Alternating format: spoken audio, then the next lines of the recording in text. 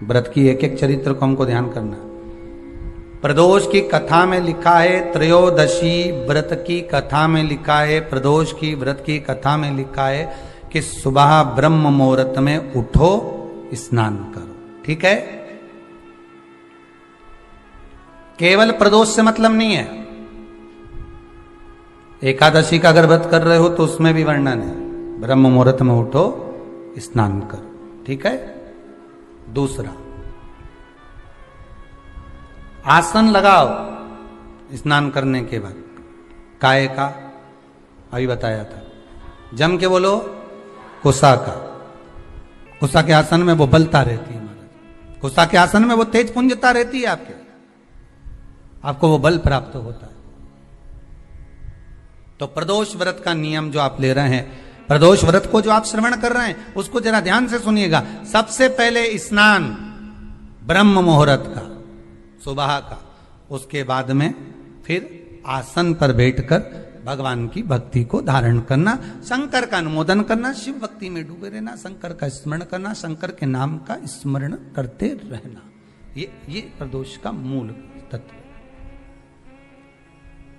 महाराज।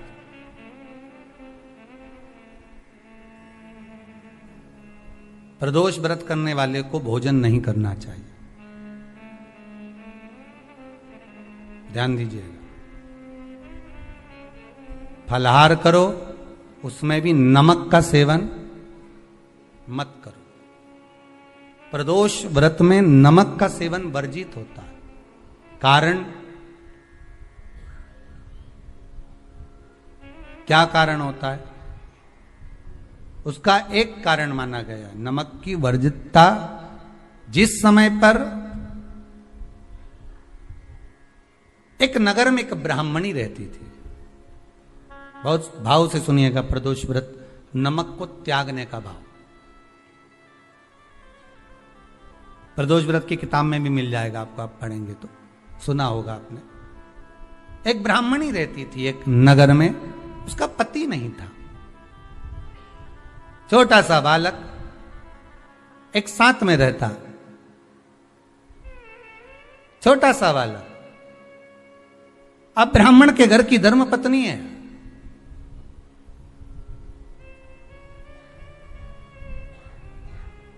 ब्राह्मण कर्मकांड करने वाला, पूजन करने वाला, पाठ करने वाला, अनुष्ठान करने वाला, पूजन करने वाला, मंत्र जाप करने वाला, भगवत भक्ति में डूबने वाला। ब्राह्मण तो चले गया, ब्राह्मणी बच्चे के साथ रह रही, क्या करे वो, अकेली निवास कर रही है।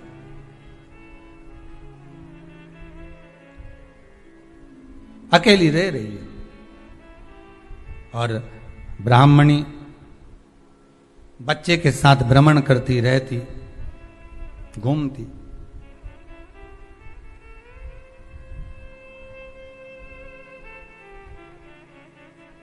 कहीं कहीं दर दर जाकर कुछ भिक्षा को मांग कर लेकर आ जाती, और भिक्षा लाने के बाद में उस भिक्षा को जब लेकर आती तो अपने बच्चे को भी खिलाती और स्वयं भी उसका पान करती।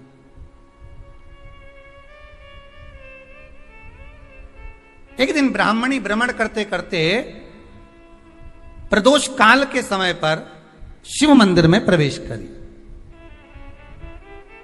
प्रदोष काल के समय पर, और शंकर मंदिर में जब प्रवेश करा, प्रदोष काल किसको कहते हैं? सूर्य अस्त हो रहा हो, रात्रि प्रवेश कर रही हो, दोनों का जब मिलन हो रहा हो वो प्रदोष काल कहलाता है। दोनों का जब मिलन हो रहा, सूर्यास्त हो रहा हो, रात्रि अपना चरण बढ़ाने के लिए आगे बढ़ रही हो, और दोनों का जब मिलन हो रहा है वो प्रदोष काल है, वो प्रदोष का समय है।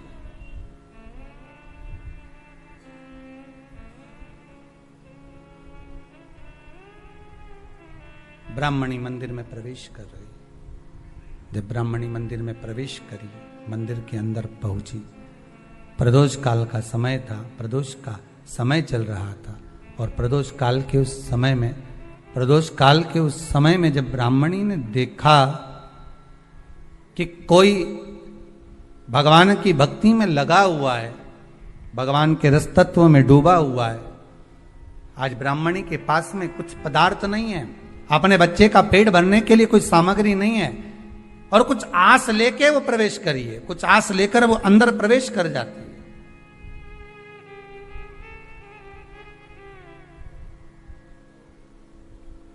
कोई ऋषि की पत्नी, कोई ब्राह्मण जन की अर्धांगिनी उस प्रदोष के समय पर शंकर का अभिषेक पूजन कर रही थी, भगवान शिव की आराधना कर रही थी, भगवान की भक्ति में डूबी हुई थी। बोल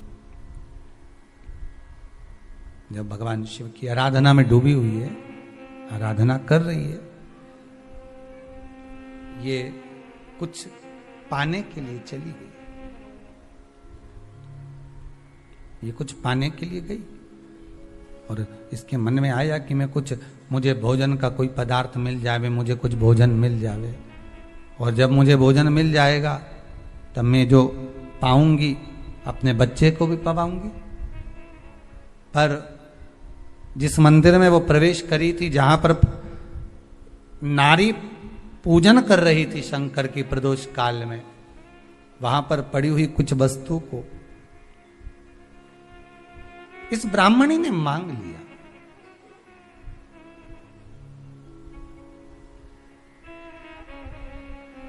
मेरे बालक को बहुत भूख लगी है, मेरा बच्चा बड़ा भूखा है, इसके भोजन के लिए थोड़ी सी सामग्री दे दीजिए, इसके भोजन के लिए थोड़ा सा कुछ रस तत्व दे दीजिए। उसने उठाया थोड़ा सा पदार्थ, कुछ जो उसके पास में था वो दिया।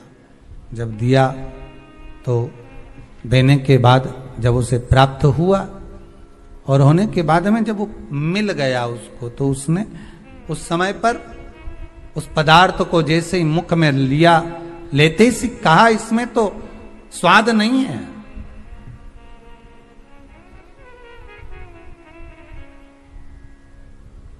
इसमें स्वाद नहीं है। महाराज, ब्राह्मणी ने जैसे ही मुख में लिया, थूक दिया, ये श्रेष्ठ नहीं है। जो ऋषि की पत्नी अंदर पूजन कर रही थी प्रदोष काल, उसने कह दिया, आपका चेहरा बता रहा है कि आप ब्राह्मण की धर्म पत्नी हो, पर आज आप दर दर जाकर अगर भिक्षा मांग रही हो, दर दर जाकर अगर भीख मांग रही हो, दर दर जाकर भिक्षा को मांग रही हो, तो इसमें आपके पति का दोष नहीं है, दोष आपका है। क्योंकि आप भगवान के प्रसाद में भी जो स्वाद देखी थी ना, ये आपका एक जन्म का नहीं है, ये ना जाने कितने जन्म का है। ब्राह्मणी के मस्तिष्क में बैठ गया, ब्राह्मणी के उस पुकाना वो बक्कल में नहीं अक्कल में बैठ गया कि ये स्वाद नहीं देखना। इसलिए प्रदोष व्रत के अंतर्गत ब्राह्मणी ने उस दिन से विचार कर लिया कि जैसे आप पूजन कर रही हो, जैसे आप अर्चना कर रही हो, जैसे आप आराधना कर रही हो, ऐसी आराधना, ऐसी पूजन, ऐसी भक्ति में भी करूंगी, ऐसी आराधना में भी करूंगी। अब मैं स्वाद नहीं देखूंगी। तो प्रदोष व्रत करने वाले को ध्यान रखना चाहिए कि नमक का सेवन ना करे, नमक को ना पाए, भोजन ना करे, फलाहार करिए, फल का आहार करिए, प्रयास करिए। और यदि आपने व्रत का ले लिया भोजन का कि हम तो एक टाइम फलाहार करेंगे, एक टाइम भोजन करेंगे, ऐसा भी कई लोग प्रदोष ले लेते हैं, तो वो बात आपकी है, आप तक रखो, ठीक है, अपने मन तक। ठीक है, बाबा आपकी मनोकामना पूर्ण करे, वो भी भाव रखो। आपको पहले भी कहा है, तुम्हारी भगवान से अगर बेर है, भगवान के मंदिर नहीं भी जाना चाहते, तो भगवान की चौखट पे दिया लगा दो, पर लगाओ।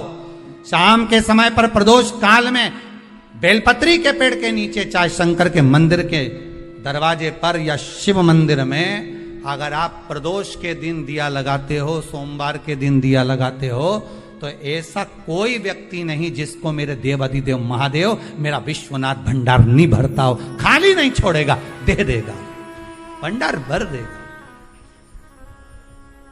कमी तो नहीं रख सकता ये पक्का। पर तुम करना ही नहीं चाह, 2-4 सोमवार करो और उसके बाद कह दो महाराज जी हमने तो करा था, हमको तो मिला ही नहीं। 2-1 प्रदोष करा तुमने, अरे 1 साल करो, सारे दर बदर भी तो अपन ठोकर खा कर आए, इतना साल निकाला अपन ने, और 6 महीना 3 महीना 4 महीना भगवान से निवेदन तो करो, दिल से कहो तो सरी, नी भंडार भरे तो बात दूसरी, एक बार बोलो तो।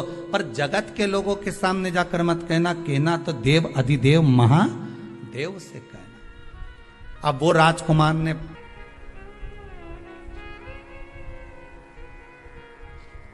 आगे वर्णन आया, प्रदोष व्रत करने वाले को प्रदोष के दिन प्रयास करना चाहिए कि रात्रि के समय पर आधा घंटा 10 मिनट 20 मिनट जागरण करे। जागरण मतलब थोड़ा भगवान का भजन कर ले, भले 4-5 माताएं इकट्ठी नहीं हो तो अपन अकेले ही कर लो, अपन अकेले कम है क्या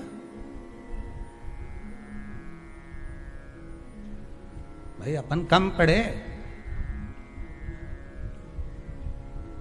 आराधना अकेले भी करो, जागरण करो। जब आपकी 11 प्रदोष हो जाए, 26 प्रदोष हो जाए, तब उद्यापन करो। उद्यापन 2 ब्राह्मणों को जोड़े से बुलाओ, ब्राह्मणों को जोड़े से बुलाकर उनके चरणों की पूजन कर कर, आराधना कर कर, सुंदर मंडप तैयार कर कर भगवान का, उसमें सुंदर रंगोली डालकर मंडल बनवाकर पूजन करो शंकर भगवान की प्रदोष का।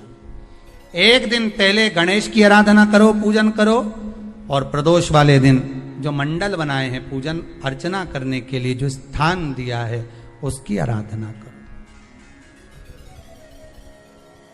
खीर की आहुतियां दीजिए 108 बार, जो ब्राह्मण आए उनके माध्यम से मंत्रों द्वारा पूजन कराकर खीर की आहुतियां दीजिए शिव नाम महाराज। फिर ब्राह्मणों को जोड़े से भोजन कराकर, चरणों को नमन कर कर, दक्षिणा प्रदान कर कर, निवेदन कर कर ब्राह्मणों से कहें, हे ब्राह्मण देवता, आप हमें आशीर्वाद प्रदान करें कि जिस प्रदोष का हमने व्रत किया है उस व्रत का पुण्य फल हमें प्राप्त हो। ऐसा ब्राह्मण चरण को नमन कर कर, प्रणाम कर कर उनसे अपने मस्तक पर अक्षत छुड़वाएं, फिर नमन कर कर भोजन कराकर विदा करें। शाम को भगवान का जागरण करें। ऐसे प्रदोष व्रत का उद्यापन कर अपने जीवन को सार्थक बनाएं। ऐसा सुंदर प्रदोष व्रत का व्याख्यान वर्णन स्कंद पुराण में करा गया।